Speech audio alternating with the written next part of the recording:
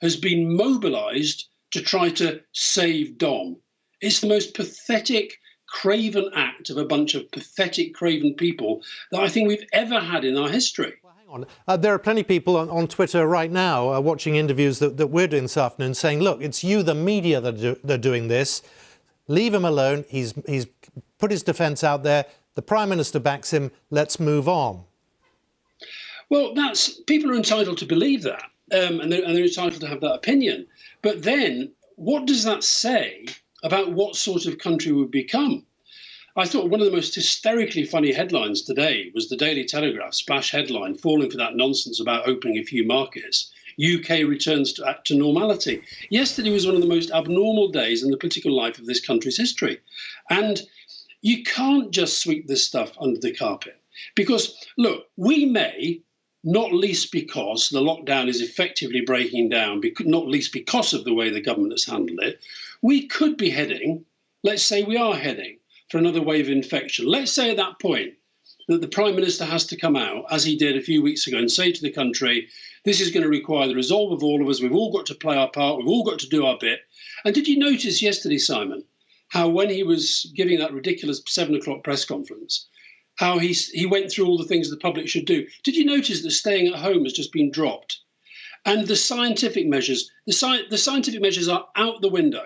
This is now crisis management on the pathetic bunch of people sitting around saying, how can we get Dom off the front pages? It's pathetic, Simon. I mean, I know you've got to, do devil's advocate, but you know it can't be defended. All I would say, and many people watching you would say, look, here you go, two media lovies there discussing the morning papers when there is a serious... Well, come on, there is a crisis out there. Yes, people are dying. I agree with them. I agree with them. That's the point I'm making. I don't give a damn what the papers say. I'm saying that this lot is all they care about. Politics to Johnson, journalist. Politics to Gove, journalist. It's a game. It's about how you keep in with Rupert Murdoch. It's about how you make sure that the right-wing editorials are on board. They spend more time talking to, worrying about, fretting over a small group of media lovies, to use your phrase, than they do about the millions of British people or the tens of thousands that their incompetence, their indifference, Johnson boasting about shaking hands with infected patients, them saying we'll squash the sombrero without any of this nonsense that these silly, pesky foreigners are doing with their overreactions. They've killed people, Simon. I just know, Alastair, there are people watching you right now who are going to say, hang on a minute, and where did all this start? Where did those backstreet people in Downing Street begin to wield all this power? And the buck stops with you on that, doesn't it? Oh, for God's sake, Simon, please, get a grip. Look, if I actually thought you believed that, I'd laugh. This idea that a Prime Minister shouldn't have effective, strong communications and strategy people around it is a myth. There have been spin doctors around ever since Julius Caesar wrote the greatest soundbite of all time, Veni, Vidi, Vici. There are plenty of amazing pieces of communication in the Bible. So let's stop this nonsense that this all sort of came along with New Labour. And here's another thing. I really look forward to two things happening in the near future. This lot of charlatans trying not to have a public inquiry, and then when they fail on that, the public inquiry. I've had 6 inquiries into my role with relation to one incident in my fairly long time alongside Tony Blair, cleared of the lot of them. This lot, I could take you through line by line through Cummings' press conference yesterday, and I reckon I could find between 12 and 15 things that if I could get him for half an hour, I would absolutely destroy him. Because of the lies he's told, the inconsistencies with the story of his Prime Minister, of his wife. I mean, he actually directly contradicted what his wife had written about what happened in Durham. So I won't take the comparison, Simon. I just won't. These people are liars and charlatans. They're being found out, and the country deserves better. Well, the country deserves leadership right now and to be led through this crisis. So put your crisis management hat on. Where does it go from here?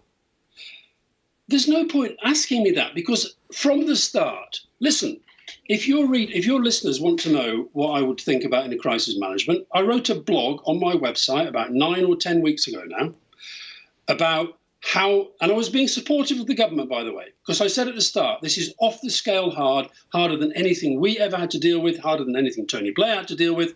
And I set out, I think it was 20 points that I thought, no, it might have been 10, that you need to do in a crisis. Now, the most important, I said, was that government has to devise, execute and narrate strategy by taking the public into their confidence about their decision making. The country has to have clear, strong, consistent, high-profile leadership. Now, OK, Johnson became ill. I accept that. But both sides of the illness, low-profile, invisible, holidays, 10 days in Chequers, since he's come back. He did the briefing yesterday, not because he wants to do any of these briefings, because he thinks he's above talking to his former colleagues in the media. I went through all of these things, and people can see.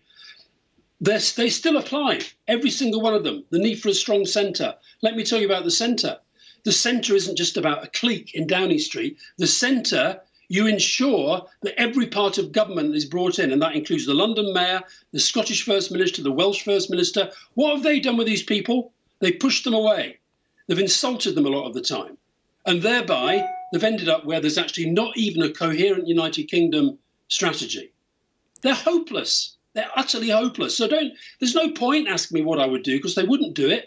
And what you saw yesterday... Well, no, there is a point. There absolutely is a point. And actually, you know, we've had this tirade where I was being serious as to where you would go from here. People want to know the positive from here. OK, well, I'll tell you. I'll get it here. I'll tell you what I'll do.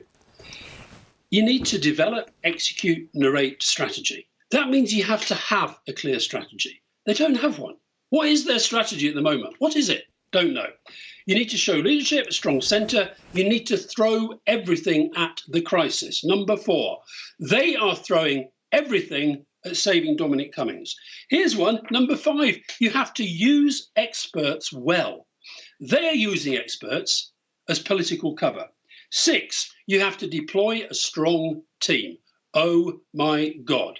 Alok Sharma, Robert Jenrick, Gavin Williamson, these muppets that they put up at these press conferences. 7, you make the big moments count. Every single big moment that Johnson's done, he's fluffed it. His 2 statements have caused more confusion than others. 8, you take the public with you. Right, well, they might just take, I know they're obsessed with opinion polls, just take a look at the one that's come out today. 9, you show genuine empathy for the public. If I hear one more time that their thoughts and prayers are with the people that they've helped to kill. 10, you give hope, but you don't give false hope. Johnson specialises in false hope. So there you are. That's what I'd do. They won't do it because they don't know how to do it, Simon. Use the word fluffed for anybody who might have thought they heard something different. I know that. I wish you wouldn't sit on the fence during these interviews. So it's really good to talk to you. Alastair, thank you very much. Alastair Campbell there.